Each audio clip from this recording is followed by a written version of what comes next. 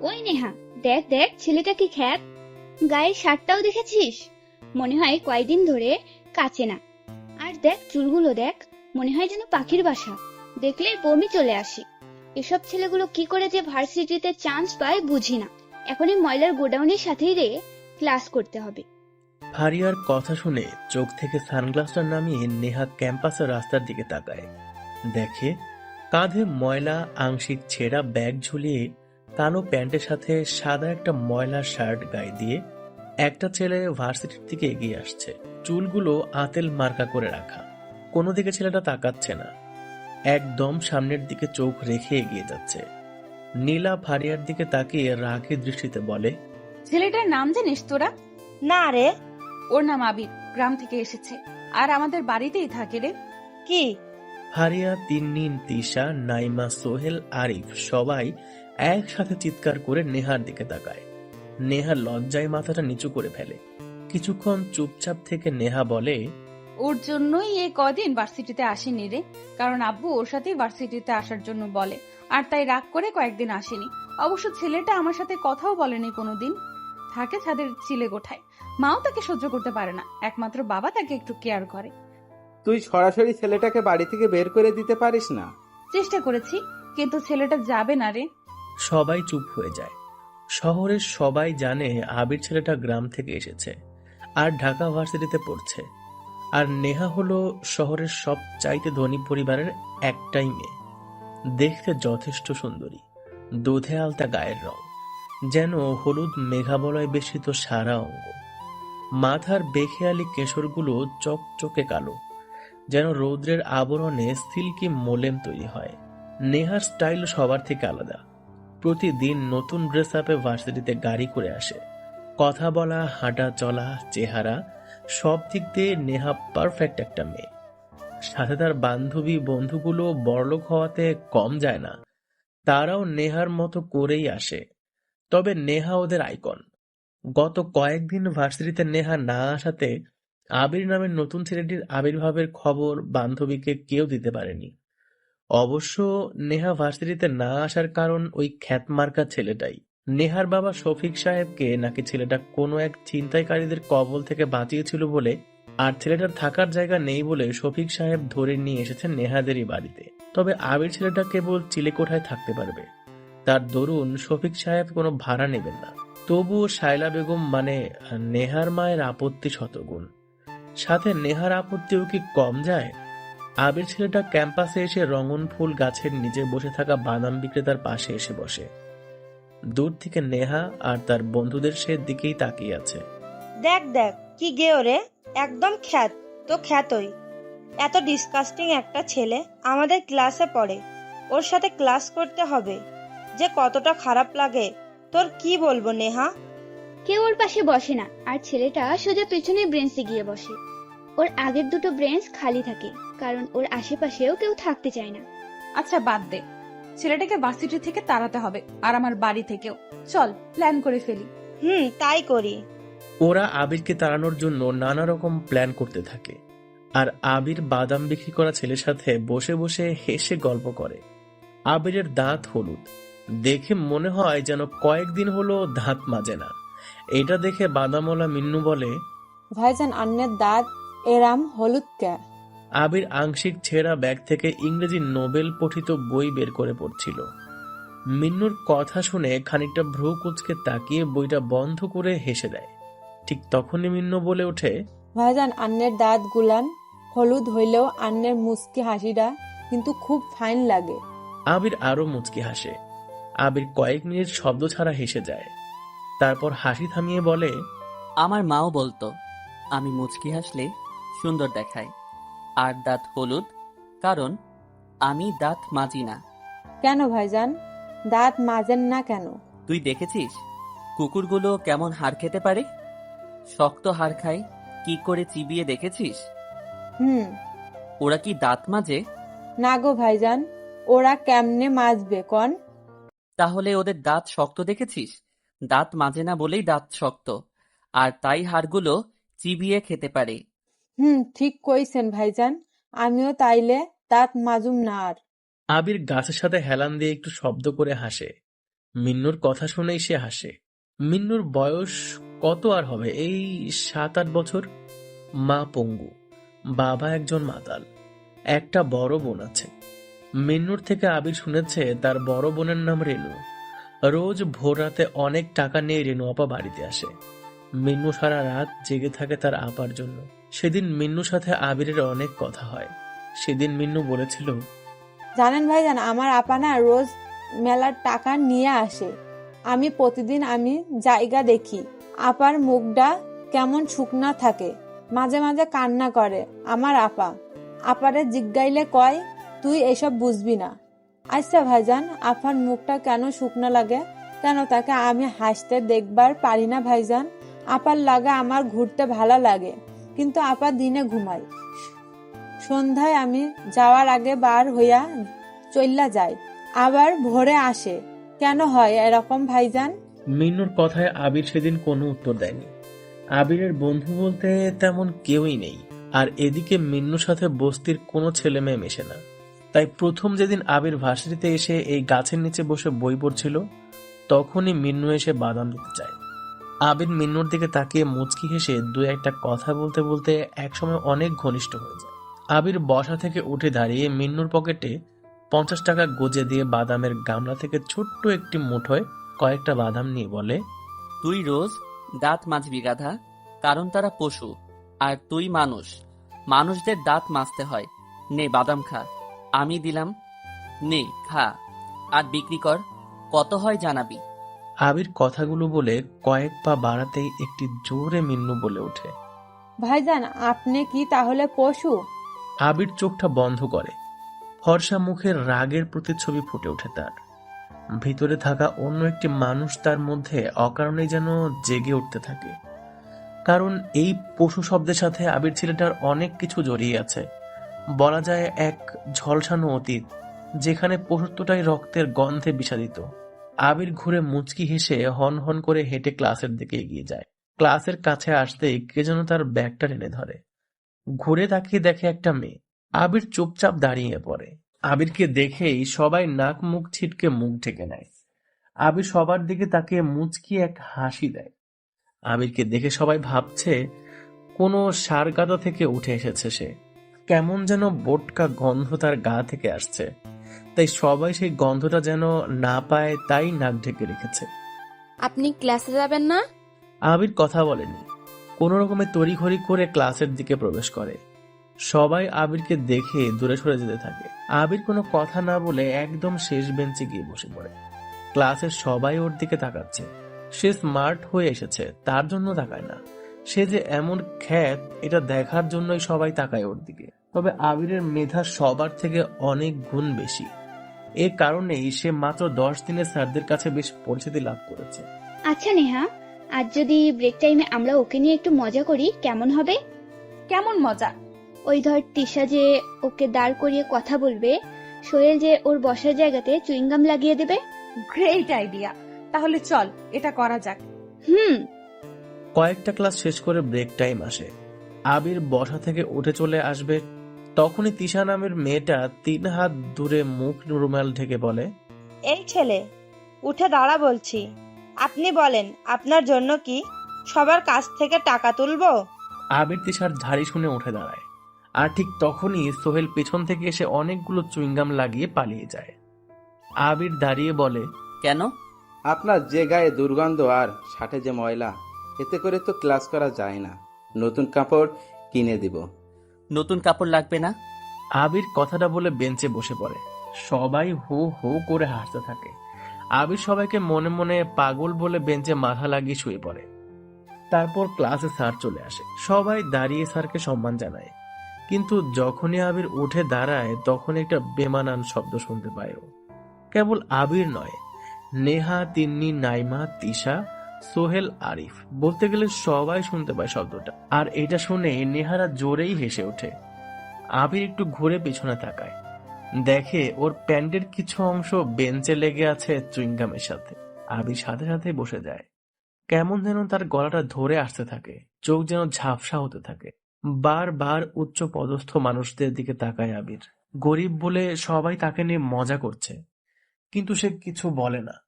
চুপচাপ বেঞ্চে মাথাটা দিয়ে মুখটা নিচু করে শুয়ে পড়ে। এদিকে স্যার তার টপিক নিয়ে নানা রকম কথা বলতে থাকে। একসময় স্যার সবার উদ্দেশ্যে প্রশ্ন করে, পুরুষেরা বলে নারীরা অহংকারী। কেন অহংকারী? কারণ নারীরা সৌন্দর্যের প্রতীক। তারা তাদের সৌন্দর্যের কারণে অহংকারী হয়। আর এই অহংকারটা দেখায় কেবল ছেলেদের কাছে। কথা কি ঠিক? স্যারের কথা শেষ হতেই ক্লাসের ছেলেগুলো সবাই স্যারের সাথে সহমত করে মেয়েদের অনেক কিছুই বলতে থাকে। একসময় ভার্সিটির সব চাইতে সুন্দর মেয়ে নেহা বলে ওঠে, জি স্যার, মেয়েরা অহংকারী। কারণ মেয়ে মানেই মা, মেয়ে মানেই বোন, মেয়ে মানেই একটা সংসার টিকিয়ে রাখার অদম্য ঢাল। মেয়েরা পছন্দ না হলে ছেলেদের প্রপোজালে রাজি হয় না, কারণ মেয়েরা কারো মন নিয়ে খেলতে চায় না, কারণ জোর করে প্রেম হয় না। যখন ছেলেটা জানতে পারবে মেয়েটা তাকে পছন্দ করে না, তখন মনে একটু হলেও কষ্ট পাবে। ফলে না রিলেশনে শান্তি আসবে, না কেউ ভালো থাকতে পারবে। হয়তো ছেলেরা এখন বলবে এই অহংকারের কারণে মেয়েদের কপালে দেখতে খারাপ বর জোটে। হ্যাঁ জোটে, কারণ মেয়েরা পারে না বাবা মায়ের অবাধ্য হতে। ছেলেদের পছন্দ না হলে রাগারাগি করে বাড়ি থেকে বের হয়ে যায়, কিন্তু মেয়েরা তা পারে না। যদি কেউ বেরও হয়, সমাজ তাকে মেনে নিতে পারে না, উল্টা কথা শোনায়। তাই আমরা অহংকারী। পুরো ক্লাসটা এখন ঠান্ডা হয়ে গেছে নেহার কথা শুনে। সবাই নেহার দিকে হা হয়ে তাকিয়ে আছে। স্যারও বেশ অবাক হয়ে চেয়ে আছে তার দিকে। নেহা বেঞ্চে বসে রিল্যাক্স করতেই স্যার বলে, ছেলেরা চুপ কেন? তোমাদের কথার ভিত্তিতে আমরা অনেক কিছুই শিখতে পারবো। ছেলেরা কিছু বলো, নাকি মেয়েরাই জিতে যাবে? কেউ কোনো কথা বলছে না। স্যার উদাস দৃষ্টিতে প্রত্যেকটা ছেলের দিকে তাকায়। স্যারের চোখ আটকে যায় পিছনে বসা বেঞ্চে শুয়ে থাকা একটা ছেলের দিকে। স্বভাব মতোই স্যার চক ছুঁড়ে মারে ছেলেটার দিকে। পিছনে বসা আবির লাফ দিয়ে উঠে দাঁড়িয়ে পিছনে প্যান্ট যেখানে ছিঁড়ে গেছে সেখানে হাত দিয়ে দাঁড়ায়। সবাই হো হো করে হাসতে থাকে। আবির মাথাটা নিচু করে নেয়। স্যার বলে, এই যে বেয়াদব, স্যার যে এতক্ষণ ক্লাসে ছিল, তুমি কি জানো? জি। রাতে কি চুরি করতে যাও? কাপড় চোপড় দেখে তো তাই মনে হচ্ছে। কাপড়গুলো কি কাছো না? এত ময়লা বাঁধিয়ে রেখেছো কেন? আর এগুলো কি ধরনের পোশাক? ব্যাগটাও তো ছেঁড়া। সহপাঠীদের কি দেখো না কত স্মার্ট হয়ে ক্লাসে আসে? কোথা থেকে এসেছো? বেয়াদবের মতো ক্লাসে পড়ে পড়ে ঘুমাচ্ছ। ফাজিল ছেলে কোথাকার। স্যারের অপমানে আবির আরো মাথাটা নিচু করে নেয়। একটা দীর্ঘশ্বাস ফেলতে যেও যেন পারে না। সবকিছু আবারও কেমন গোলাটে লাগছে। বারবার মনে হতে থাকে ওর, যেখানে বড়লোকি জীবনযাপনের আধিক্য, সেখানে গ্রাম থেকে আসা গরিব ছেলেটার কোনো মূল্য নেই। স্যারের কথাগুলো শুনে ক্লাসের সবাই উচ্চ স্বরে হাসতে থাকে। স্যারও একটু হাসলেন। আবিরকে আবার স্যার বলতে থাকে, বেয়াদব ছেলে, নাম কি তোমার? জি আবির, আবির হাসান থাক থাক, আর বলতে হবে না। নামটাই খালি ভদ্র, আর চেহারা দেখো ময়লার কোটাও। তা বাবা আবির, এতক্ষণ ক্লাসে কোন বিষয়ে কথা হচ্ছিল তুমি জানো? জানবে কি করে? পরে পরে তো তুমি ঘুমাচ্ছিলে। দূর, এই ছেলেটা থাকলে আমি কখনোই ক্লাস নিতে আসবো না। গেলাম আমি। স্যার যাবেন না? স্যার সবার কথা উপেক্ষা করে চলে যেতে উদ্যত হলেন।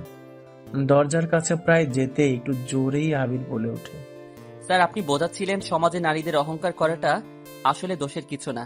এ ব্যাপারে আমাদের ক্লাসের সুন্দরী মেয়ে অনেক কিছুই বলেছে। হ্যাঁ, মেনে নেওয়া যায় তাদের অহংকার করাটা ঠিক, কিন্তু তারা কখনো জানে না একটা ছেলে পরিবারের জন্য কতটা গুরুত্বপূর্ণ। স্যার, একটা পরিবারে বাবা যদি পঙ্গু হয়, মা বাবাকে সেবা আর সংসারের অনেক রকম কাজ করে, আর তখন সেই পরিবারের ছেলে কি করবে? সংসারের হাল ধরবে। যেমনটা ক্যাম্পাসে বাদাম বিক্রি করা মিন্নুও করে, আর আমরা নতুন সাজে প্রতিদিন এসে মিন্নুর থেকে বাদাম কিনে মজা করে খাই। স্যার, মেয়ে তো মেয়েই, বিয়ের আগে বাপের অধীনে থাকে। বিয়ের বয়স হলে সেই একটা ছেলেকেই তো বিয়ে করতে হবে তাকে। তারপর মেয়েটা স্বামীর আদুলে চলে যায়, হোক সে মা, হোক সে তখন কারো ভাবি। কিন্তু যে ছেলেটা না খেয়ে বাবার জন্য আগেই সংসারের হাল ধরেছে, সেই ছেলেটাই তো আবার নারী মানে বউকে দেখাশোনা করবে। তাহলে অহংকারটা কার করা উচিত, ছেলের নাকি মেয়ের? ছেলেরা কিন্তু অহংকারী হয় না স্যার, তারা করে না। কারণ ছেলেরা মা বাবা বউ নিজের বাচ্চা দেখাশোনা করে, নিজেরই সুখটাকে ভুলে। ছেলেরা চাইলে রাগ করে বাড়ি থেকে চলে যায়, মেয়েরা তা করে না, কারণ মেয়েরা একজন বাবা। জি জি স্যার, বাবা মানে ছেলে কিন্তু স্যার, বাবার কাছে সম্পত্তি হলো মেয়ে, তারপর বিয়েও করে স্বামীকে, মানে একটা ছেলে স্যার। কোনো মেয়ে বেকার ছেলেকে বিয়ে করে না।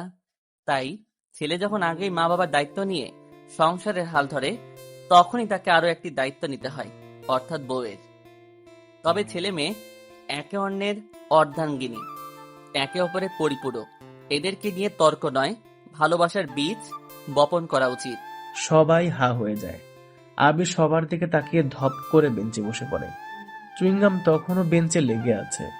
অনেকদিন ব্যবহার্য প্যান্টে চুইংগাম লেগে কয়েকবার বসা ওঠা করতে যেয়ে বেশ খানিকটা ছিঁড়ে গেছে। তাই আবির শটান করে বসে আবারও বেঞ্চে মাথা লাগিয়ে শুয়ে পড়ে। স্যার নিজের জায়গাতে এসে দাঁড়ায়। তখনও ক্লাসে সবাই চুপ হয়ে বসে আছে। এমন খ্যাতমার্কা ছেলে এত কিছু বলতে পারে তা কেউ জানতো না।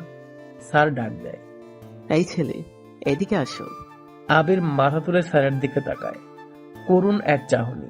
সেই চাহনিতে চিৎকার করে বলতে ইচ্ছে করছে আবিরের অনেক কথা, কিন্তু সে পারছে না। স্যার আবারও তাকে ডাকে, কিন্তু উঠতে পারে না। স্যার এবার জোরেই ডাক দেয়। আবির আর দেরি না করে উঠে দাঁড়ায়। সাথে সাথেই পুরো পেছনের অংশের অনেকটাই ছিঁড়ে যায়। আবির বেঁচে থাকা ব্যাগটা পিছনে রেখে ক্লাস থেকে দৌড়ে বের হয়ে আসে। নেহারা হেসে ওঠে। আবির সেই হাসির শব্দ থেকে পালাতে রঙন ফুল গাছটা নিচে এসে বসে। খানিক সময় পর মিন্নু এসে পাশে দাঁড়ায়। মিন্নুকে দেখে আবির আবারও মুচকি হাসে। মিন্নু বলে, ভাইজান, আজগা মনে হয় মায়ের লজ্ঞা ওষুধ কিনতে পারুম না। কেন? দেখেন না বাদাম গুলান এখনো বিক্রি হয় নাই, কি করে কিনবো কন? তুই কেন তোর মায়ের জন্য ওষুধ কিনবি? তোর আপার টাকা আছে না? কিন্তু আম্মাই তো কয় আপার থেকে টাকা না নিতে। আপার টাকায় নাকি বিষ আছে। আচ্ছা ভাইজান, টাকায় বিষ থাকে কেমনে? মানুষ কি মইরা যায়? মা কইছে হেই টাকা নিলে নাকি আমরা বিষাক্ত হমু। কি করে ভাইজান? আবির কিছু বলে না, কেবল মুচকি হাসে। মিন্নু আবিরের হাসির দিকে তাকায়। মিন্নু কেবল আবিরের হাসির জন্যই আবিরকে ভালোবেসে ভাইজান বলে ডাকে। আবির দীর্ঘ এক শ্বাস টেনে ছেড়ে দেয়। এই শহরের সব জায়গা তার চেনা। মানুষদেরকে আবির হাতের তালুর মতো চেনে। অন্ধকার হলে মানুষগুলো আবিরের বন্ধু হয়ে যায়। সেই বন্ধুত্বের ফারাক অনেক বিশাল। সেখানে কোনো অনুভূতি নেই, আছে অনেক হিংসুটে প্রাণহীন রক্তকেন্দ্র। আবির হাসি থামিয়ে বলে, তোর আপা অনেক ভালো রে মিন্নু। তোর মাকে বলিস তোর আপার উপরে যেন রাগ না করে। আর শোন, তোর মাকে না জানিয়ে তোর আপার থেকে টাকা নিয়ে ওষুধ কিনিস। তোর মা বাবা আর আপার সাথে একদিন দেখা করব। আমাকে নিয়ে যাবি তোদের বাড়িতে? হ্যাঁ ভাইজান, আপারে আগের দিন তোমার কথা কইছি। আপা কইছে বড়দের সাথে না মিশতে। ভালো বলেছে, যা তাহলে বাড়িতে যা, কাল আসিস। তুমি যাবা না? মিন্নুর কথা শুনে আবির একটু হেসে বসা থেকে উঠে দাঁড়ায়। তখনই ব্যাগটা পিছনে ফেলে রাখে আবির। কিন্তু মিন্নু ঠিকই টের পায় আবিরের করুণ অবস্থা। মিন্নু বলে, কি হইল, আপনি ব্যাগ পিছনে রাখছেন কেন? এমনি। মিন্নু হেসে বলে ওঠে, ভাইজান, আপনি আমার গামছাটা নিয়ে যান, কাল আননেন, তখন নিয়ে নেব। আমি বুঝতে পারছি লন। মিন্নুর দেওয়া গামছা কোমরে পেঁচিয়ে হন হন করে ভার্সিটি থেকে বের হয় আবির। ভার্সিটির সবাই আবিরকে দেখে উচ্চ স্বরে হাসতে থাকে। আবির কোনো দিকে না তাকিয়ে জোরেই হেঁটে চলে যেতে থাকে। ভার্সিটির গেটের কাছে আসতেই আবির আবারও কারোর সাথে ধাক্কা লেগে পড়ে যায়। আবির থতমত খেয়ে উঠে দাঁড়িয়ে অবাক চোখে লোকটার দিকে তাকায়। মুখে সিগারেট, গলাতে লম্বা চেইন, দামি পোশাক, চোখে চশমা। আবির আস্তে করে বলে ওঠে, সরি। লোকটা চশমা খুলে আবিরের দিকে হা হয়ে তাকায়। আবির না তাকিয়ে চলে আসতে যাবে, তখনই লোকটা বলে ওঠে, ভা। আবির ঘাড় ঘুরে অস্বাভাবিক এক দৃষ্টিতে চায় লোকটার দিকে। লোকটা থেমে যায়। আবির আর না দাঁড়িয়ে চলে আসে সেখান থেকে। লোকটা মানে ছেলেটা আবিরের চলে যাওয়ার দিকে হাওয়ার মতো তাকিয়ে থাকে। তারপর মুচকি হেসে ভার্সিটির দিকে চলে যায়।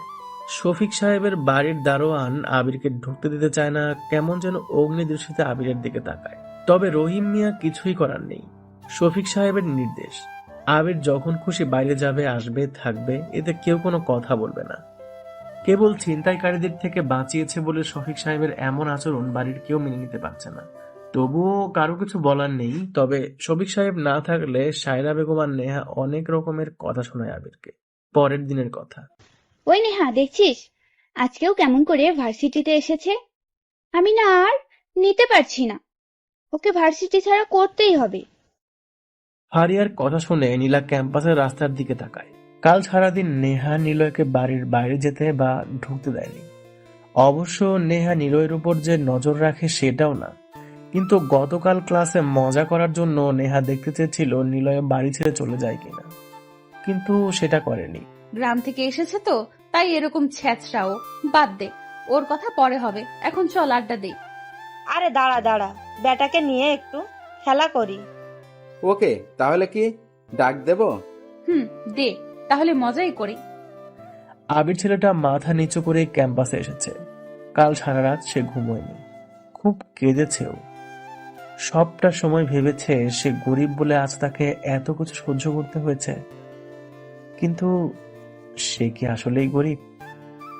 আবির নিজের মতো করেই হাঁটছে, ঠিক তখনই শুনতে পায় ওই ডাস্টবিন আবির, এদিকে আয়। আবির সেদিকে তাকায়, দেখে নেহা সহ ওদের বান্ধবী বন্ধুরা তাকে ডাকছে। আবির ওদের দিকে এগিয়ে যেয়ে মুচকি হাসি দিয়ে বলে ওঠে, আমাকে কেন ডাকছেন? ওরে কি গেওরে, গ্রামে থাকা মানুষগুলো যে একটু বেশি আবাল, তাই একে না দেখলে বুঝতে পারতাম না সহপাঠীদের আপনি করে বলছেন। তো বলবে না, ওর তো কথা বলার যোগ্যতা নেই। আচ্ছা, আপনার প্রবলেমটা কি? আপনি আমাদের বাড়ি থেকে যাচ্ছেন না কেন? আবির চুপচাপ দাঁড়িয়ে থাকে। আবির সবার দিকে তাকিয়ে একটু মুচকি হেসে বলে, আপনার আব্বুই আমাকে রেখেছে, উনি বললেই আমি চলে যাব, আপনার কথাতে না। তোর সাহস কি করে হয় রে আমার মুখের ওপর কথা বলার? ওই ফারিয়া, যা তো শফিক মামার দোকান থেকে আইসক্রিম কিনে আন, সব ওর মুখে আর জামাই লাগিয়ে দেব। ফারিয়া, নাইমা আর সোহেল ওরা তিনজন মিলে আইসক্রিম কিনতে যায়। আবির সেদিকে তাকিয়ে ধীরে ধীরে সেখান থেকে চলে আসতে যাবে, তখনই আরিফ, তিশা এসে আবিরকে পাকড়ে ধরে। আবির চুপচাপ দাঁড়িয়ে যায়। আবিরের চোখ চারপাশে এমন কাউকে খুঁজতে থাকে যে এসে বলবে ওকে ছেড়ে দাও, কিন্তু কেউ নেই। সবাই নিজের কাজের জন্য ব্যস্ত। সবাই আবিরকে জোকার দৃষ্টিতে তাকিয়ে দেখতে থাকে। কয়েক মিনিট পরে ওরা তিনজন এসে হাজির। আরিফ আর সোহেল আবিরের হাত ধরে রাখে। নেহা, তিন্নি, ফারিয়া, নাইমা ওরা চারজন এসে আবিরের মুখে, মাথায় আর তার ময়লা শার্টে, মাথায়, মুখে, ঘাড়ে, কানে, গলাতে আইসক্রিম লাগাতে থাকে। আবির মাথাটা নিচু করে নেয়, চোখ দুটো মাটির দিকে করে নেয়। সবাই আবিরকে নিয়ে হাসতে থাকে। ঠিক তখনই ফারিয়া বলে ওঠে, ওই দেখ, ওই নতুন ছেলেটাকে দেখ, কি হট রে! স্টাইল দেখেই বোঝা যায় রোজ জিম করে। সবাই ক্যাম্পাসের গেটের দিকে তাকায়। বাইকে আসা একটি ছেলের দিকে সবাই চোখ আটকে যায়। সাথে আবির ও মাহাতুলের দিকে তাকায়, দেখে কালকের সেই ছেলেটা যার সাথে আবির ভুলবশত ধাক্কা খেয়েছিল। আবির সেদিকে তাকাতেই দেখে সেই নতুন ছেলেটা তার দিকে তাকিয়ে আছে। ছেলেটা বাইক রেখে ওদের পাশ দিয়ে হেঁটে যেতেই তিন্নি ডাক দেয়, এক্সকিউজ মি, আপনাকে কাল ভার্সিটিতে দেখেছিলাম। নতুন স্টুডেন্ট? নাম কি আপনার? ছেলেটা থেমে যায়, আবিরের পাশে এসে দাঁড়ায়। আবির মাথাটা নিচু করে নেয়। ছেলেটা আবিরের দিকে আর চোখে তাকাতেই কয়েক হাত দূরে যায় ছেলেটা। আবিরের সারা গায়ে আইসক্রিম লেগে আছে। সবাই ভাবছে আবিরকে বাজে দেখার কারণে ছেলেটা সরে গিয়েছে, কিন্তু বিষয়টা তা নয়, অন্য কিছু। ছেলেটা কিছু সময় চুপ থেকে বলে, আমি শাহন, বিভাগ। ও, আমরা সবাই তো একই বিভাগের স্টুডেন্ট। আমি ফারিয়া, ও তিন্নি, ও নেহা, ও নাইমা, তিশা, সোহেল, আরিফ। আর উনি? শাওন নামের ছেলেটা আবিরের দিকে তাকিয়ে কথাটা বলে। সবাই কিছুক্ষণ বিরক্ত নিয়ে আবিরের দিকে তাকিয়ে থেকে নেহা বলে, এই যে খ্যাত ময়লার ডাস্টবিন, তুই এখনো এখানে দাঁড়িয়ে আছিস কেন? যা, ভাগ সামনে থেকে, যা। আবির আর দাঁড়ায় না, সেখান থেকে জোরে হেঁটে কিছুটা দূরে চলে আসে। দূরে এসে পেছনে ঘুরে তাকায় ওদের দিকে। শাওন নামের ছেলেটা তখনও আবিরের দিকে তাকিয়ে আছে। আবির শাওনের দিকে তাকিয়ে মুচকি হাসি দিল। শাওন কিছু বলতে যে বলতে পারল না। রঙ্গন ফুল গাছের নিচে আবির বসে রুমাল বের করে মুখটা কোনো রকমে মুছে নেয়। এদিকে শাওন ওদের সাথে গল্প করতে ব্যস্ত। আবির কোনো রকমে নিজেকে ঠিকঠাক করে নেয়। ওদের দিকে তাকিয়ে একটা মুচকি হাসি দিয়ে দীর্ঘশ্বাস ফেলে। তারপর আবির ছেঁড়া ব্যাগ থেকে একটি বই বের করে পড়তে থাকে। কিছু সময় যাওয়ার পর শুনে পায়, ভাইজান কেমন আছেন? চোখ তুলে তাকিয়ে দেখে মিন্নু এসে পাশে বসেছে। আজ বাদামের পরিমাণ গামলাতে কম। মিন্নুর দিকে তাকিয়ে মুচকি হাসি দিয়ে আবির বলে, কিরে, আজ বাদাম এত কম কেন? আজ ভালা বিক্রি হয়েছে। ও, তা তোর মুখটা এমন শুকনা কেন? মিন্নু কিছু বলে না। আবিরের দিকে তাকিয়ে আবার চোখ সরিয়ে নেয়। আবির ব্যাগে বই রেখে মিন্নুর মাথায় হাত দিয়ে বলে, কি হয়েছে রে? আজ চুপ কেন? মায়ের ওষুধ কিনতে পারিস নাই? আচ্ছা, চিন্তা করিস না, আমি দেব। সেটা না ভাইজান, মায়ের ওষুধ কিনেছিলাম। তাহলে? আপা, কি হয়েছে তোর আপার? জানো ভাইজান, আপা আমাকে খুব ভালোবাসে। ছোট থেইকাই আপার আদরে বড় হইছি। আপা আমার গায়ে কখনোই হাত ওঠায় নাই, কিন্তু আজকা সকালে আমার গায়ে আপা জোরে চর মাইরা কইছে একদিন সব ছাইরা চইলা যাইব। মিন্নু কান্না করতে থাকে। আবির মিন্নুর মাথায় হাত দিয়ে বলে, কেন রে, কি হয়েছে? জানি না ভাইজান, আজ যখন ভোরে ঘুম থেইকা উঠা দেখি আপা আইছে আর বাবা আমারে বকতাছে, তখন দেখে আফার বাবার লগে ঝগড়া করতেছে। এক সময় আফা ঘর থেকে বের হইয়া উঠানে গিয়া বসে। আমিও আফার লগে যাই। আফার মুখে কেমন যেন দাগ দেখি আমি, যেন মনে হইতাছিল আফারে কেউ সারা রাত ধইরা মারছে। গলায় কপালে ঠোঁটে কেমন যেন কামড়ের দাগ দেখা ভয় পাইছিলাম। আফারে এইসব জিজ্ঞাইতেই সে আমারে জড়াইয়া ধরে কান্না করতে করতে কয়, তুই এসব বুঝবি না রে, এগুলো পেটের ক্ষুধার আর জীবন চালানোর দাগ রে। আচ্ছা ভাইজান, আপনি তো পেটের ক্ষুধা মিঠান, তাহলে আপনার কোনো দাগ নেই? আমার যখন খিদা লাগে আমিও তো খাই, কই আমার তো কোনো দাগ নাই। নিলয় চুপ হয়ে যায়। কি বলবে ও ঠিক খুঁজে পাচ্ছে না। কেবল মিন্নুর দিকে তাকিয়ে জড়িয়ে ধরে বলে, বাদ দে সব, তুই বরং আমার সাথে অন্য কথা বল। তোর বাড়িতে আমাকে কিন্তু নিয়ে যাস নাই। হ্যাঁ, আপনারে নিয়া যামু। আফা যেদিন বাড়ি থাকবো সেদিন নিয়া যামু। শুক্রবারে আফা বাড়িতে থাকে সব সময়, সেদিন নিয়া যামু। আচ্ছা। আবির মিন্নুর থেকে চলে আসে। ক্লাসের সময় হয়ে গেছে। আবির সেখান থেকে উঠে ক্লাসের দিকে এগোতে থাকে। ওর আগে নেহারা ক্লাসে প্রবেশ করে।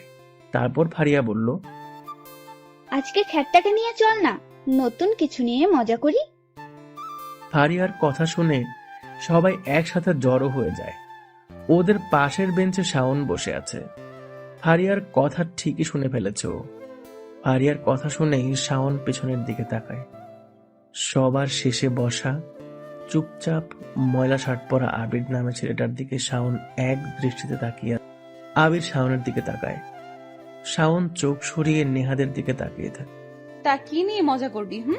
আচ্ছা, আজকে ওর ব্যাগটা কেড়ে নিব। কিভাবে? দুটো ক্লাস পরেই তো অফ আছে, সেই সময় যখন ও বাইরে যাবে তখনই আমরা সারিয়ে ফেলবো। ঠিক বলেছিস। কিছুক্ষণ পর স্যার ক্লাসে আসেন। এসেই আবিরের দিকে তাকায়। আবির তাকিয়ে মাথা নিচু করে আছে। স্যার সবাইকে বসার অনুমতি দিয়েই আবিরকে ডাক দেয়। এই ছেলে, তোমার নাম আবিরই তো? জি স্যার। যাক, নামটা তাহলে মনে আছে। তা তোমার এইরকম ড্রেস কেন? জানো তুমি এখন কোথায় পড়াশোনা করছো? ঢাকা ভার্সিটিতে। এখানে সব ছেলেমেয়েরা কত স্মার্ট দেখছো। জি স্যার। তুমি এমন স্মার্ট হতে পারো না? আবির চুপচাপ দাঁড়িয়ে থাকে। সবার দিকে একবার করে তাকায়। সবাই ঘুরে আবিরের দিকে তাচ্ছিল্যের হাসি দিয়ে চেয়ে আছে। মাথাটা নিচু করতেই স্যার বলে, কি হলো বলো? তুমি একটু পোশাক আশাকে স্মার্ট দেখাতে পারো না? জানো তো, পোশাক আর হেয়ার স্টাইলই বলে দেয় মানুষটা আসলে কেমন হতে পারে। তুমি একটু স্মার্ট হও। আবির একটু মুচকি হাসলো। স্যার ওকে হাসির জন্য ঝাড়ি দিতে যাবে, তখনই আবির বলে, কি হবে স্যার স্মার্ট দিয়ে? যেখানে মানুষের মধ্যে অন্য মানুষদের জন্য কোনো মূল্যবোধ থাকে না, সেখানে স্মার্টনেস দিয়ে কি হবে? স্মার্টনেস কেবল দামি পোশাকই বহন করে। এটা ভাবা ভুল স্যার। একজন রিক্সা চালকও স্মার্ট স্যার, কারণ তার রিক্সা যত বেশি চলবে সে তার পরিবারের জন্য তত বেশি সুখ আহরণ করতে পারবে। আমার কাছে স্মার্ট মানে টাকা থাকা নয়, নতুন ড্রেস আপ পরে ঘোরা নয়, কথায় কথায় ও নো, ও মাই গড, ও শিট, সরি, ইডিয়ট, স্টুপিড বলা নয়। আমার কাছে স্মার্ট মানে মূল্যবোধ, যা হয়তো শিক্ষার মাধ্যমেও অর্জন করা যায় না স্যার। আর কি হবে এসব পোশাক দিয়ে? যদি মেয়েদের লজ্জা স্থানের আকৃতি বোঝা যায় আর তা দেখে ছেলেরা ওয়াও কি মাল যাচ্ছে রে বলে, তাহলে স্মার্টনেস কি বাড়বে নাকি যাবে স্যার? গ্রাম থেকে এসেছি স্যার, দুবেলা পেটের খাবার জোটাতেই হিমশিম খেতে হয়। সেখানে স্মার্টনেস দেখিয়ে কি হবে? কেউ না খেয়ে থাকলে অন্য কেউ এসে কখনোই বলবে না চল আমি তোকে খেতে দেব। তাহলে স্মার্টনেস দিয়ে কি করব আমি স্যার? স্যার আর কোনো কথা বলছে না, কেবল হা হয়ে আবিরের দিকে তাকিয়ে আছে। শুধু স্যার নয়, ক্লাসের সবাই আবিরের দিকে অবাক চোখে তাকিয়ে আছে, বিশেষ করে যে মেয়েগুলো শর্ট ড্রেস পরে আসে তারা। আবির নিজের জায়গাতে বসে পড়ে। এভাবেই দুটো ক্লাস পার হয়। 1 ঘন্টার ব্রেক চলে। আবির ব্যাগ রেখে রঙন ফুল গাছের নিচে এসে বসে। ঘামে ভেজা শার্টের হাতা দিয়ে মুখটা মুছে নেয়। খানিকটা সময় পর মিন্নু আসে। চোখ মুখে তখন মিন্নুর চিন্তার ছাপ। আবির বলে, কি হয়েছে, এখনো মন খারাপ? ভাইজান, দুপুরে গেছিলাম বাড়িতে ভাত খাইতে। বাড়ির কাছে যাইয়া শুনি আপা পাশের বাড়ি এক ভাবির লগে ঝগড়া করতেছে। ঝগড়ার সময় ভাবি কইতাছিল আপারে, তুই তো একটা খারুস, রাতে গিরি করে বাড়িতে আসোস, তোর লজ্জা করে না মুখ দেখাইতে? ভাইজান, ভাবি যখন আপারে এসব কইতাছিল, আপা কোনো উত্তর দেয়নি কেন? আফার চোখে পানি দেখা আজ না খাইয়া চইলা আইছি। আবির কিছু বলতে যেও বলে না। কি বলবে ও? মিন্নুর মা পঙ্গু, বাবা একজন মাতাল। ওর বড় বোন সংসার চালাতে, মায়ের ওষুধ কিনতে, বাবার নেশা মেটাতে রাতের অন্ধকারে রাতের পরী হয়ে থাকে। টাকাওয়ালা মানুষগুলো সেই পরীটাকে নিত্য নতুন ভাবে ব্যবহার করে। আর সেই বড় লোকেরা টাকাগুলো গরিবদের দান করতে গেলে তাদের হাত কাঁপে। আবার সেই নারী যদি সংসার চালানোর কাজে নিজের দেহটাকে বিক্রি করে, সেই নারীই হয়ে যায় খারাপ। অথচ সমাজের ভদ্রলোকেরা দিব্যি তাদেরকে টাকার বিনিময়ে ভোগ করে যায়। আজব খেলা। ভাইজান চুপ কইরা আছেন কেন? ভাবছি আজকে তোদের বাসায় যাব। যাবেন? আচ্ছা তাইলে যাই, বাড়িতে বইলে আসি। আমি এখন যাইবো আর আইবো, আপনি এইখানে থাকবেন। হুম। মিন্নু চলে যায়। এদিকে আবারও ক্লাস শুরু হওয়ার সময় চলে আসে। নিলয় ক্লাস শুরু হওয়ার 10 মিনিট আগেই ক্লাসে আসে। নিজের জায়গাটা যেয়ে বেশ অবাক হয়, কারণ সেখানে তার ব্যাগ নেই। আবির সব দিকে একবার চোখ বুলিয়ে নেয়। কোথাও আবিরের ব্যাগের চিহ্নও দেখা যাচ্ছে না। আবির আরো ভালো করে সব বেঞ্চে তাকায়, কিন্তু সেখানে আবিরের ব্যাগ নেই। শেষে আবির বেশ কাঁচুমাচু হয়ে সামনে বসা ছেলেগুলোর কাছে যায়। সোহেল, আরিফ, শাওন আরো অনেকেই বসে আছে সেখানে। আবির কাঁচুমাচু হয়ে সোহেলকে জিজ্ঞেস করে, ভাই আমার ব্যাগটা দেখেছেন? সবাই উচ্চ স্বরে হেসে ওঠে। আবির যে 1 নাম্বার খ্যাত তা আবিরের কথা শুনেই বুঝে গিয়েছে সবাই। ক্লাসমেটদেরও আপনি করে বলছে, তাও ভাই ডেকে। আরিফ আবিরের জামার কলার ধরে বলে, শালা, তোর ব্যাগ কোথায় আমরা কি জানি? তোর ব্যাগ কি আমরা দেখে বেড়াই? কোথায় সেরা ব্যাগ, কোথায় দামি ব্যাগ? যা ভাগ সামনে থেকে। ভাই ব্যাগ দেখছেন? ঢং দেখলে মনে হয় শালা তোকে ঘুষিয়ে মেরে দিই। যা সর সামনে থেকে, আবাল কোথাকার।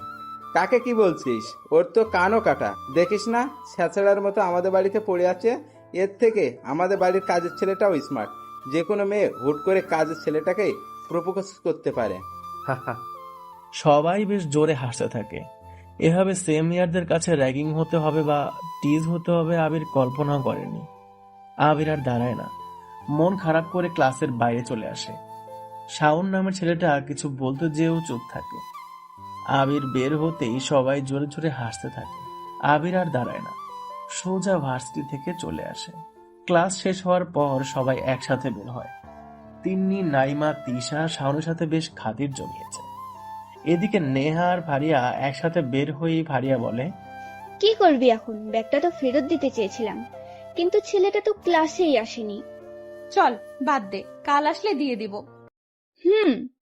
সবাই যে যার মতো করে বাড়িতে চলে যায়। পরের দিন ঠিক সময় সবাই ভার্সিটিতে চলে আসে, কিন্তু আবিরকে কোথাও পাওয়া যায় না। আবির ভার্সিটিতে আসেনি। ওই ফারি, ছেলেটা তো আসলো না, কি করি ব্যাগ নিয়ে? আরে রেখে দে, আজ আসেনি কাল আসবে। ওর জায়গায় আমরা আগে থেকে ব্যাগটা রেখে দেব, তাহলে জানতেও পারবে না কে করেছিল এসব। আচ্ছা বেশ। ওরা কয়েকজন মিলে গল্প করছিল। মিন্নু বাদাম নিয়ে ওদের সামনে এসে দাঁড়ায়। মিন্নুকে নেহা দেখেই বলে, আজ বাদাম নেব না রে। আপা ভাইজান আহে নাই। কেন ভাইজান? ওই যে দাঁত গুনা হলুদ, গায়ে ময়লা জামা পইরা আসে, আবির নাম ভাইজানের, উনি আসে নাই। না কেন? এমনিতেই আইসা থাকেন। মিন্নুর মন খুবই খারাপ। কাল রাতে তার রেনু আপা বাসায় ফেরেনি। যখন সকালে মিন্নু বাদাম নিয়ে ভার্সিটিতে আসছিল, তখন দেখে তার আপা খোঁড়াতে খোঁড়াতে বাড়ির দিকে আসছে। আপার দিকে তাকিয়ে মিন্নু জিজ্ঞাসা করেছিল, কি হয়েছে আপা? ওর আপা কোনো উত্তর দেয় না। মিন্নু আর না দাঁড়িয়ে পেটের তাগিদে বাদাম নিয়ে চলে আসে। ভেবেছিল আবিরের সাথে গল্প করে মন ভালো করবে, কিন্তু আবিরকে সারা ভার্সিটি খুঁজেও কোথাও পায়নি। এভাবেই কেটে যায় অনেকদিন। ব্যাগটা আবির আর নিতে আসেনি। নেহা একবার ছাদের চিলকোঠায় গিয়েছিল আবিরকে দেখতে, কিন্তু সেখানেও তারা ঝুলছে দেখেও। সবাই আবিরের কথা ভুলে গেলেও নেহা পারছে না, কেন যেন সে আবিরকে খুঁজছে। প্রায় 25 দিন পর নেহা রুমে বসে বই পড়ছে। হঠাৎ চোখ চলে যায় সেই ছেঁড়া ব্যাগটার দিকে। নেহা কি মনে করে ব্যাগটা খোলে। ক্লাসের কোনো বই ব্যাগে নেই, কেবল আছে দুটো ইংরেজি নোভেল। নেহা অবাক হয় এরকম একটা ছেলের ব্যাগে ইংরেজি নোবেল দেখে, যা নেহা কখনোই পড়েনি।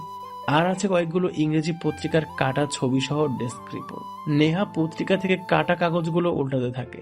ছবিটা তার বাবার, অর্থাৎ শফিক সাহেবের ইংরেজি পত্রিকা। সেখানে শফিক সাহেবের নিয়ে অনেক কিছুই লেখা। নেহা পত্রিকার কাটা অংশগুলো উল্টাতে থাকে। দেশের সব বড় বড় নামকরা মানুষের ছবি সেখানে গচ্ছিত আছে। নেহা বেশ অবাক হয়ে তাকিয়ে আছে সেসবের দিকে। নেহা ব্যাগটা আরো ভালোভাবে চেক করে। কয়েকটি ছবি দেখে সে। একজন বয়স্ক মহিলার ছবি, একটা ম্যাগাজিনের উপর পাতার ছবি, আর আরেকটা আছে 5 জন ছেলে দাঁড়িয়ে আছে, মুখে কালো মাস্ক, হাতে কালো কভার এবং পিস্তল নিয়ে। নেহা ছবিগুলো বেশ কিছু সময় পর দেখে আবার ঠিক মতো রেখে দেয়। কেবল একটা কথাই ভাবতে থাকে, এরকম একটা গেও মার্কা ছেলের ব্যাগে ইংরেজি নোভেল, আবার এত কিছু কেন রাখা? ক্যাম্পাসে বসে সবাই আড্ডা দিচ্ছে। শাওন নামের ছেলেটা সবার সাথে মিশলেও বড্ড চুপচাপ থাকে। অন্য একটি শহর থেকে সে পড়তে এসেছে এখানে। মামার বাসায় থেকে পড়াশোনা করে, সবাই তাই জানে। শাওন এখন সবারই বেশ পছন্দের, আর হবেই বা না কেন। ছেলেটা সব দিক থেকে পারফেক্ট। যে কোনো মেয়ে পটাতে একটা ছেলের বাহ্যিক ভিতরের সব দিক দিয়েই সে পারফেক্ট। আবার ভালো গিটারও বাজাতেও পারে, সেই সাথে গানও গাইতে পারে বেশ। এ কারণেই মেয়েদের প্রথম ও প্রধান ক্রাশ শাওন। সবাই কম বেশি শাওনকে পেতে ও সঙ্গ দিতেই ভালোবাসে। এ কারণেই শাওন এখন পুরো ভার্সিটির সবার পরিচিত। শাওন ক্যাম্পাসে বসে গিটার বাজিয়ে চলেছে, সেই সাথে গাইছে। হঠাৎ এসেছিলে চোখের আলোতে, হারিয়ে ফেলেছি এক ঝলকে, তবুও তুমি মিলে চোখের কোণে, আগলে রেখেছ বড় যতনে। সবাই যখন শাওনের বাজানো গিটারের তালে তালে গান শুনছে মুগ্ধ হয়ে, তখনই শাওন খেয়াল করে ক্যাম্পাসের গেট দিয়ে কালো প্যান্ট আর সাদা শার্টের একটা ছেলে ধীর পায়ে প্রবেশ করছে ভার্সিটিতে। শাওন ছেলেটাকে দেখে গান বন্ধ করে দেয়। সবাই শাওনের দিকে তাকাতেই দেখে শাওন গেটের দিকে তাকিয়েছে। সবাই শাওনের দৃষ্টি ফলো করে তাকায় সেদিকে। দেখে আজ বেশ কয়েক মাস পর আবির নামে সেই খ্যাতমার্কা গ্রাম্য ছেলেটা ভার্সিটিতে আসছে। সবাই অবাক হয়। সবার অবাক হওয়ার পেছনে দুটো কারণ। একটা হলো আবির আগের থেকে একটু পরিপাটি পোশাক পরে ভার্সিটিতে এসেছে, ময়লার কোনো চিহ্ন নেই। আরেকটি কারণ, আবিরকে দেখে শাওন সবকিছু থামিয়ে দিয়ে উঠে দাঁড়িয়েছে। কি ব্যাপার শাওন, তুমি ওই আবাল মার্কা ছেলেকে দেখে থেমে গেলে কেন? গিয়েছে ঠিক আছে, দাঁড়িয়ে পড়লে কেন? কি সমস্যা কি? ইয়ে না মানে, আচ্ছা বসছি। শাওন কথাটা বলেও না বসে দাঁড়িয়ে আছে। আবির ওদের খুব কাছে চলে আসে। নেহাও অনেক অবাক হয়, কারণ নেহা এ কয়েকদিন চিলেকোঠায় আবিরকে দেখেনি। আবির যখন ওদের সোজা আসে, তখনই শাওন মাথাটা নিচু করে নেয়, যে সোহেল ফারিয়া খুব ভালোভাবেই খেয়াল করেছে। তাই সাথে সাথেই ফারিয়া বলে, ওই ছেলে দাঁড়া এখানে। আবির দাঁড়ায়, ঘুরে ওদের সবার দিকে তাকায়। শাওন দাঁড়িয়ে থাকায় ওর দিকে আগে চোখ চলে যায় আবিরের।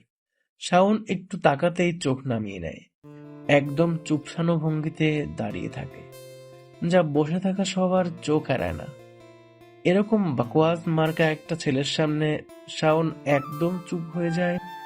ব্যাপারটা সবার কাছেই বেশ অবাককর মনে হয়। তাই ফারিয়া এসে আবিরের জামা টেনে ধরে বলে, ওই ছেলে নিজের দিকে কখনো তাকিয়েছিস? ওই তোর বড় বোন লাগি আমি, শালা আমাকে তোর আপু আপু লাগে? শাওন, তুমি ওকে দেখে চুপ হয়ে গেলে কেন? ফারিয়ার কথা শুনে শাওন আবিরের দিকে তাকায়। আবির শাওনের দিকে তাকাতেই শাওন আবারও মাথা নিচু করে নেয়। আসলে ওরকম খ্যাতমার্কা ছেলের দিকে তাকাতেও ইচ্ছে করে না, তাই মাথাটা নিচু করে নিচ্ছি। শাওনের এমন জবাবে সবাই জোরে হেসে দেয়। আবিরও মুচকে হাসে। শাওন আবিরের দিকে তাকিয়ে হালকা করে হেসে দেয়। আবির আর দাঁড়ায় না, সোজা হন হন করে হেঁটে চলে আসে। আবির সেই ফুল গাছটার কাছে আসতেই খেয়াল করে মিন্নু মন মরা হয়ে বসে আছে। বাদামের গামলাতে অনেক বাদামি পড়ে আছে। আবির ওর পাশে গিয়ে বসে বলে, কিরে মিন্নু, তুই এভাবে বসে আছিস কেন? আবিরকে হুট করে এমনভাবে দেখবে মিন্নু ভাবেনি। আবির প্রায় 1.5 মাস পরে ভার্সিটিতে এসেছে।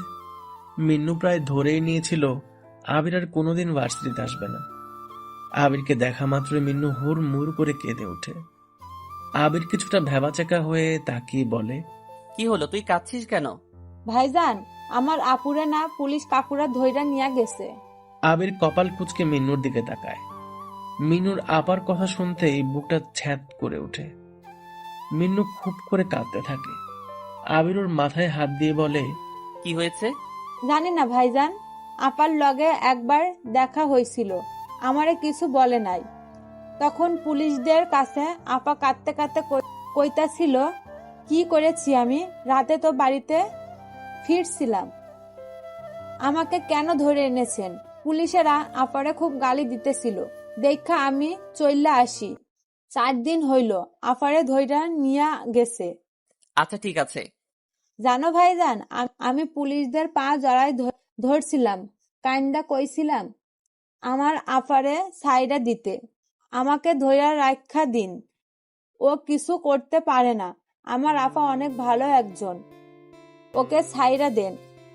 পুলিশরা আমার জোরে লাথি মাইরা কইছিল, তোর আপা তো একটা। আবিরের দিকে তাকিয়ে কথাগুলো বলে মিন্নু। মিন্নু ছল ছল চোখে ঠিকই আবিরের মুখের রং পাল্টে যাওয়ার দৃশ্যটা লক্ষ্য করেছে। মিন্নু এমন রং পাল্টানোর মানেটা খুব ভালো করেই জানে। কেউ খুব রেগে গেলে মুখের এক্সপ্রেশন আর রক্তবর্ণ যে ভাব আসে, তা মিন্নুরও অচেনা নয়। আবির বলে, তুই বাসায় যা, তোর আপা বাড়িতে চলে আসবে। বাসায় যাব না ভাইজান, আম্মা আব্বা আপারে নিয়া চিন্তা করতেছে, পাড়ার লোকেরা আমাদেরকে নিয়া বাজে কথা কইতাছে। কি বলছে? কইতাছে রেনু তো ভালো মাইয়া না, ও রাত বেড়াতে অকাম কইরা আসে, এখন পুলিশে ধরছে, কেউ ছাড়াবে না, বহুত টাকার ব্যাপার। জানো ভাইজান, আপার না পুলিশগুলা খুব মারছে, আপার জামাটা ছিঁড়া দেখছি, মায়ের চোটে সবকিছু যেন কেমন হইয়া গেছে। আপা কোনো কথা বলে না, খালি কান্না করে। আমরা গরিব বলে দেখতেও যাইতে পারি না। কেন? জেলের মধ্যে নাকি ঢুকতে হইলে টাকা দেওয়া লাগবো, গেটের লোক আমারে অনেকবার কইছে, আমি টাকাও দিয়া দিছি, কিন্তু আমারে তাও ঢুকতে দেয় না। আবিরের মুখের রং আরো পাল্টে যায়, জোরে একটা নিঃশ্বাস ছাড়ে, হাতটা মুঠ করে কয়েকবার নিজের পায়ে ঘুষি মারতে থাকে। কেমন একটা অস্থিরতা কাজ করছে ওর মাঝেই। মিন্নু সেটা ঠিকই খেয়াল করেছে। আবির বলে, কত টাকা লাগবে বলেছে পুলিশ? বলছে 1 লাখ টাকা লাগবো, আফারে আর দেখতে পাবো না ভাইজান। দূর, বললাম তো আজকে তোর আপা বাড়িতে ফিরবে, তবে দেখিয়ে দিবি আমাকে তোকে কোন পুলিশ লাথি মারছিল, আর কারাগারে কাউকে দেখতে গেলে টাকা দিতে হয় কে বলেছিল তাকেও দেখে দিবি, আর যে তোর আপাকে গালি দিয়েছিল তাকে দেখাতে পারবি তো? পারবো, খুব পারবো। মন চাইতেছিল হারামি গুলাকে ঘুষি মাইরা আপারে ওখান থেকে ছাইরা নিয়ে আসি।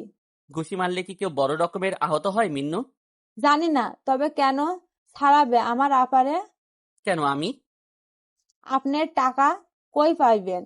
আপনি নিজেই তো জামা কিনতে পারেন না, ময়লা জামা পইরা আসেন।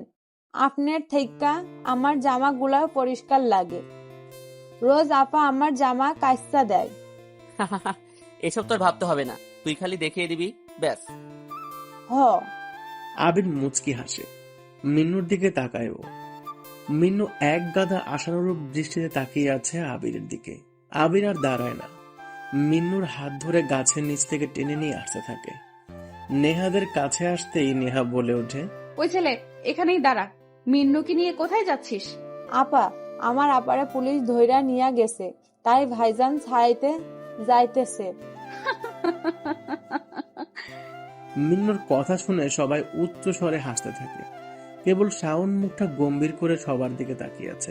আবির মিন্নুর হাত ধরে টান দিতে যাবে, তখনই নেহা বলে, এই যে নে তোর ব্যাগ। কি নোংরা! ব্যাগটিকে একটু পরিষ্কার করা যায় না? নিজে তো নোংরা, তার জিনিসপত্রগুলোও একই রকম। আর হ্যাঁ রে মিন্নু, তোর আপাকে কেন পুলিশ ধরে নিয়ে গেছে? নিশ্চয়ই এর মধ্যেই কিছু একটা আছে।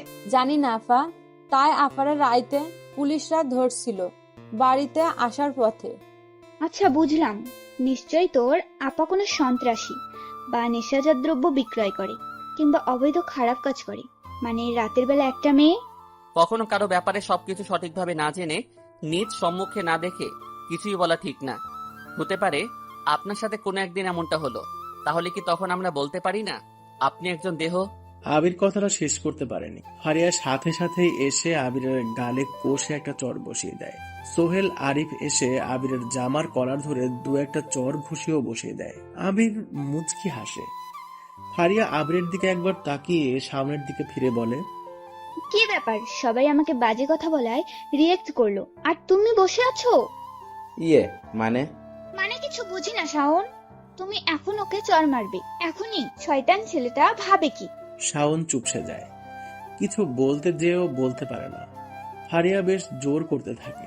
শেষমেশ বসা থেকে উঠে দাঁড়িয়ে আবিরের জামার কলার ধরতে যায়। সবাই স্পষ্ট তাকিয়ে দেখে শাওনের হাত কাঁপছে।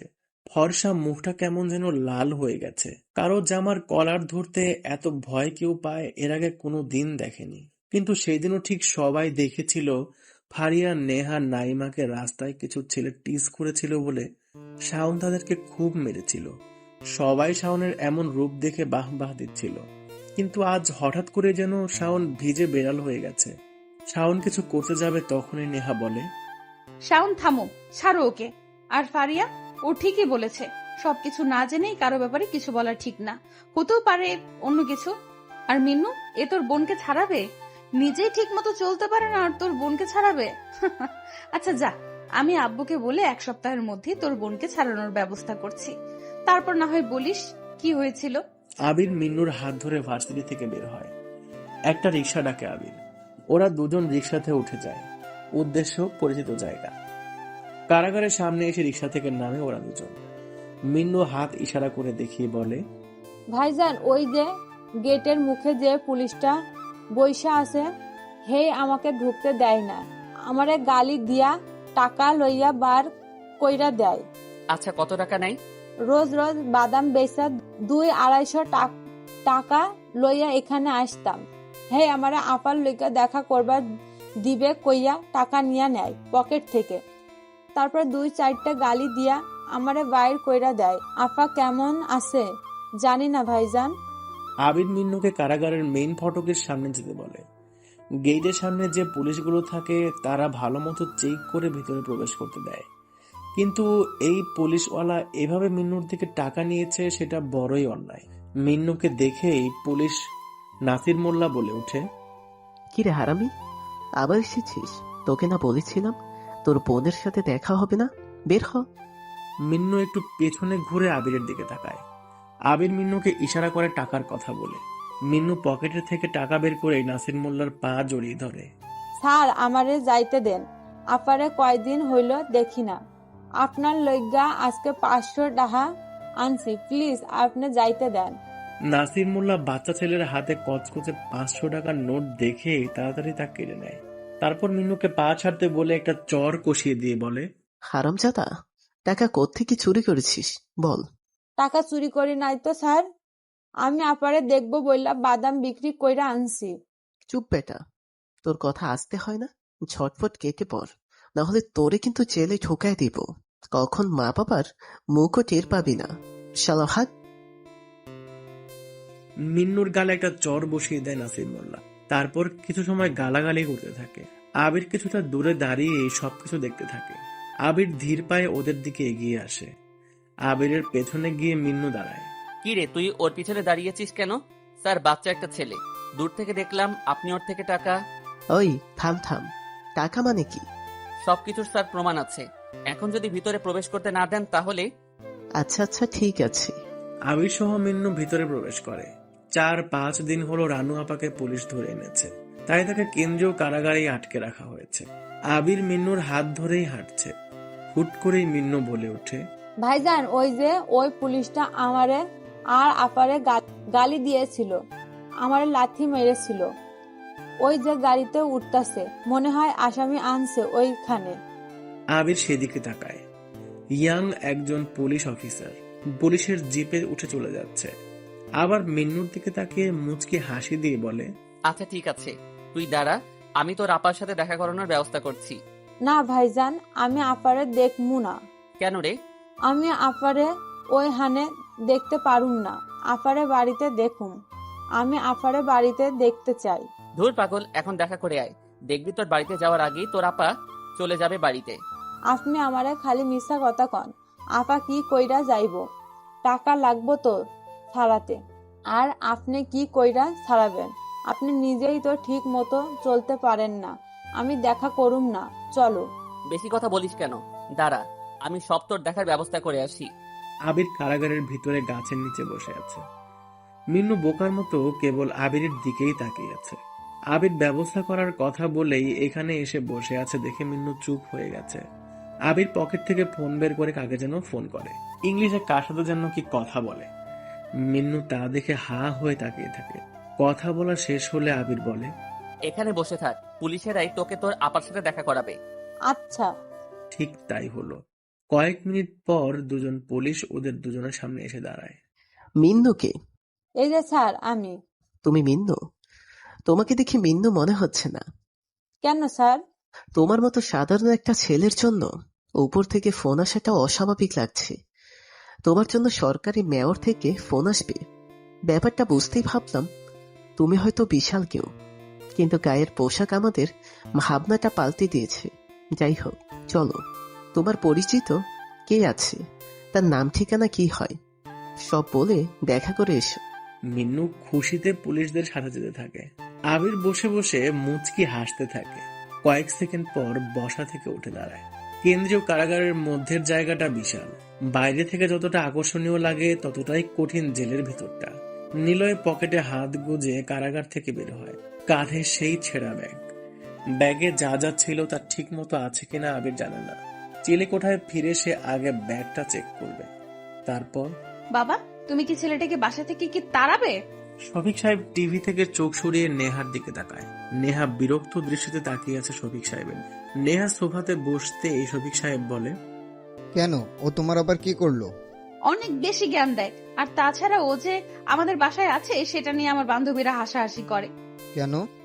কেন আবার? দেখো না কেমন বাজে মার্কা ছেলে, পোশাকগুলো কেমন, দেখলেই বমি পায়। পোশাকে কি আসে যায়? আর ছেলেটা তো নিচ থেকে কখনো কারোর সাথে আগ বাড়িয়ে কিছু বলে না, চুপচাপই তো থাকে। তুমি কি করে জানো ওর ব্যাপারে এত কিছু? শফিক সাহেব এবার ভ্রু কুঁচকে তার মেয়ের দিকে তাকায়, তারপর আবারও মুচকি হেসে বলে, বারে, আমাদের বাসায় থাকে, তার ব্যাপারে খোঁজ না রাখলে হয়? চান্দুটাকে কোথা থেকে পেয়েছো? বিরক্তিকর একটা ছেলে। ওরকম ছেলেই তো আমার পছন্দ। হ্যাঁ পছন্দ তো, থাকো ওকে নিয়ে, একেবারেই রেখে দিও, যত সব ফালতু একটা ছেলে। শফিক সাহেব হাসতে থাকে। মেয়ের এমন রাগী মুখটা শফিক সাহেবকে যেন আরো হ্যাপি করে দেয়। কিন্তু শফিক সাহেবের এমন হাসির কারণ নেহা ঠিক বুঝতেই পারছে না। আবির ছাদে দাঁড়িয়ে আছে।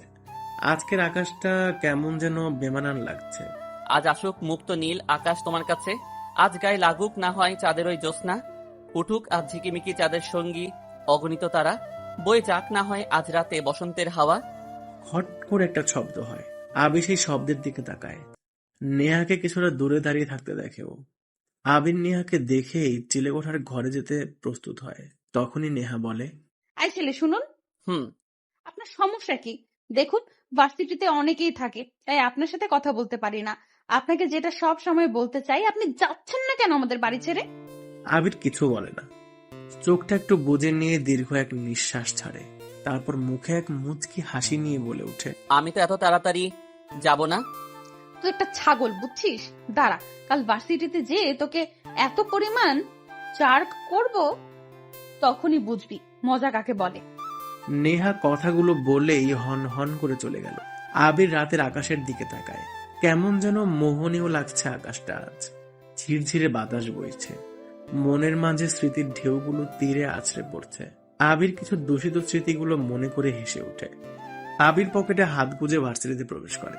গেট থেকে কয়েক পা এগোতেই কোথা থেকে পরপর কয়েকটি ডিম এসে তার সারা গায়ে পড়তে থাকে। আবির বোকার মতো দাঁড়িয়ে আশেপাশে দেখতে থাকে।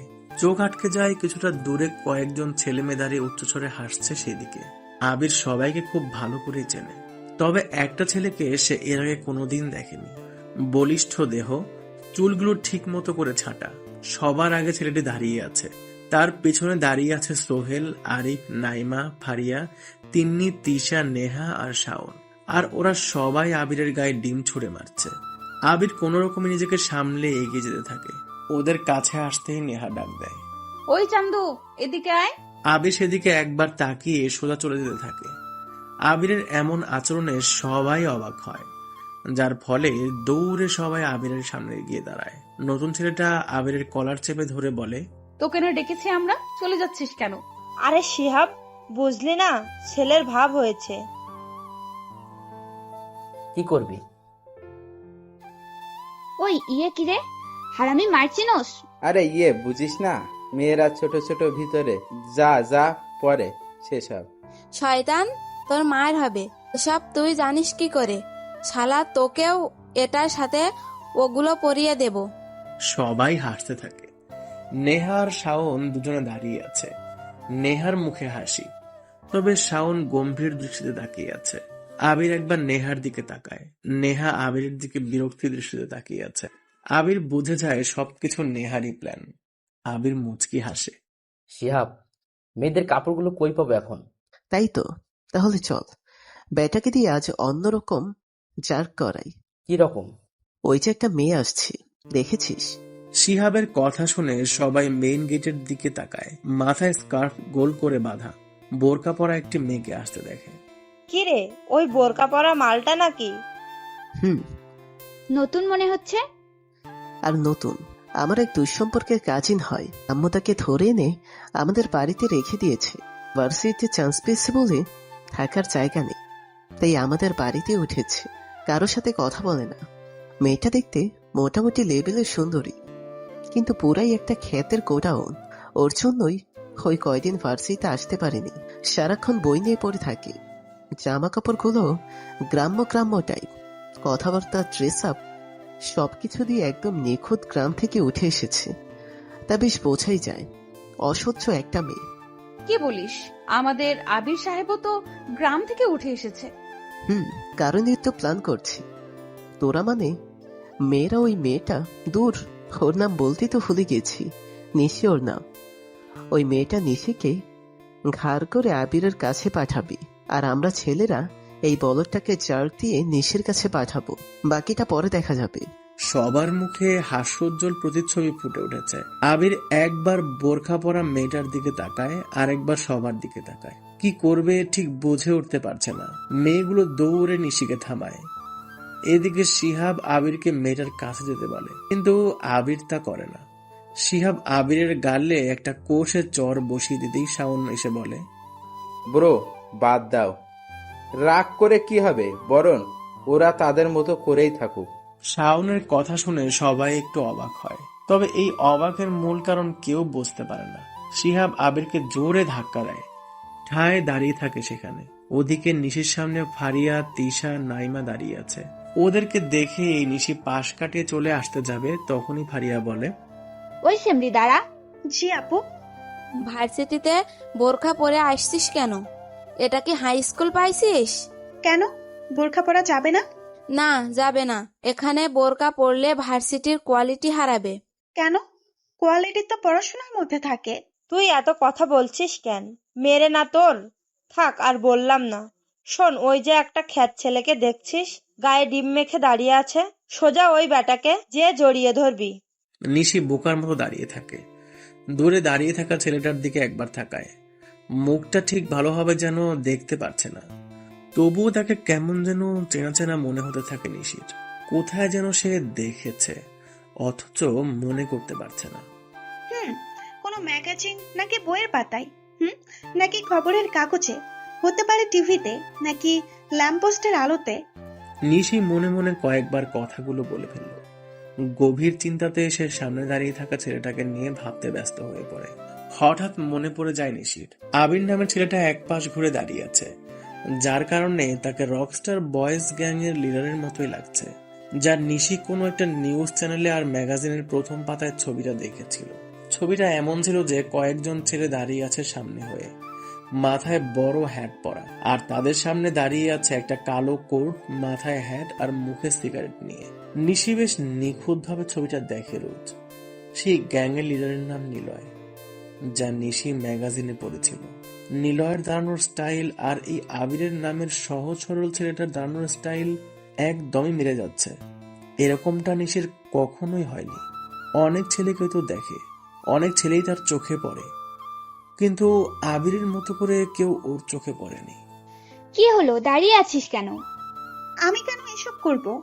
নিশি কথাটা বলার সাথে সাথেই তিশা এসে নিশির গালে কষে চর বসিয়ে দেয়। নিশি বোকা দৃষ্টিতে তাকিয়ে থাকে ওর দিকে, শান্ত ভঙ্গিতে তাকায়। সেই তাকানোর মাঝে লুকিয়ে থাকে অনেক কিছুই, কিন্তু কেউ তা বুঝতে পারে না। নিশি মুচকি হাসে। তুই চিনিস আমাদের ভার্সিটিতে আমরা সব, আমাদের পাওয়ার আছে, টাকা আছে, তোকে ভার্সিটিতে আসাই বন্ধ করে দিতে পারি। সো যেটা বলবো তা যদি না করিস তবে তোর অনেক ক্ষতি হবে, বুঝেছিস? শালা কেউ মার্কে খ্যাত মেয়ে, যা ভাগ। আবির আর নিশি এগিয়ে আসতে থাকে, খুব কাছে চলে আসে ওরা। আবিরের হাঁটার সাথে নিলয়ের মিল পাচ্ছে না নিশি, তবে দাঁড়ানোর স্টাইলটা ঠিক নিলয়ের মতো সেম টু সেম। নিশি এসব ভাবতে ভাবতেই এগিয়ে যায়। খুব কাছে আসতেই সবাই দেখে বড় কালো রঙের দুটো গাড়ি ভার্সিটিতে প্রবেশ করেছে। ওরা থেমে গিয়ে সেদিকে তাকায়। গাড়িটা আবিরের সামনে এসে থামে। গাড়িটা দেখে নেহা অবাক হয়, কারণ এটা শফিক সাহেব মানে নেহার বাবার গাড়ি। কিন্তু ওনাকে এ সময় ভার্সিটিতে দেখিয়ে নেহা যতটা না অবাক হয়েছে, এর থেকে বেশি অবাক হয়েছে গাড়িটা নেহার সামনে না এসে আবিরের সামনে গিয়ে থামে এজন্য। আর আরো অবাক করার বিষয় ঘটে, শফিক সাহেব হাত বাড়িয়ে আবিরকে গাড়িতে তুলে নিয়ে চলে যায়। নেহারা সবাই অবাক চোখেই তাকিয়ে আছে। এদিকে নিশিও কিছুক্ষণ সেদিকে তাকিয়ে নিজের গন্তব্যে চলে আসে। নেহা, এটা কি হলো? কি হলো আবার? ওই খ্যাতটাকে তোর বাবা নিজেই এত খাতির কেন করে? তোর বাবা তো তোর সাথে দেখা না করেই আবিরকে নিয়ে চলে গেল। ব্যাপারটা কিন্তু জটিল নেহা। সবাই বেশ কিছু সময় ধরে আবির আর শফিক সাহেবের সম্পর্ক নিয়ে গবেষণা চালায়, কিন্তু সঠিক তথ্য কেউ পায় না। তাই সবাই নিজের ক্লাসের দিকে চলে আসে। আপনাকে মানা করেছিলাম আমার ভার্সিটি বা পাবলিক প্লেসে আমার সাথে কোনো প্রকার কথা না বলতে। আবিরের কথা শুনে শফিক সাহেব চুপ হয়ে যায়, কিন্তু দাড়ি ছাটা পরিষ্কার মুখে এক চিলতে মুচকি হাসি লেগেই আছে শফিক সাহেবের। শফিক সাহেব বলে, মোহন শেখ, জামিল হায়দার আর নাসির মোল্লা, এরা তিনজন মিন্নু আর তার আপাকে গালি দেয় এবং মেরেছিল। আর তোমার সাথে এসব কি ওয়াক? আবির গম্ভীর হয়ে যায়। শফিক সাহেবের সাথে আবিরের কথা বলতে বেশ ভালো লাগে। আবির কোনো প্রশ্ন করলে তা যদি গ্রহণযোগ্য হয় তবেই তিনি তার উত্তর দেন, আর যদি দিতে ইচ্ছে না করে সরাসরি কথা ঘুরিয়ে কাজের কথা বলেন তিনি। আর শফিক সাহেবও আবিরকে ভালোভাবেই জানে। আবিরকে ভনিতা ছাড়াই কাজের কথা বললে সে সেটা নিয়েই ভাববে।